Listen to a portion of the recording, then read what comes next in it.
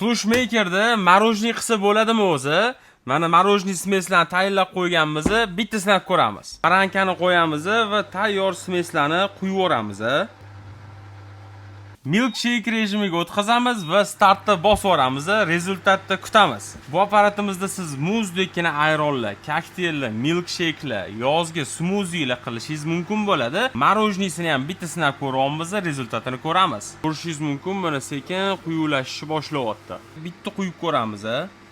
Quyulishiga ahamiyat bering. Endi uy sharoitida siz o'zingiz bemalol mana shunaqa marojniylarni qo'yib, yeb ko'rishingiz mumkin bo'ladi va bitta mazasini ko'ramiz. Bismillah. Moshni chiqibdi. Bu apparatimiz bilan siz uy sharoitida yozga har xil ideyalar qilib ko'rishingiz mumkin bo'ladi. Narxi $145. Mahsulot yoqqan bo'lsa, pastki kontaktlarga aloqa qilib ko'rasiz.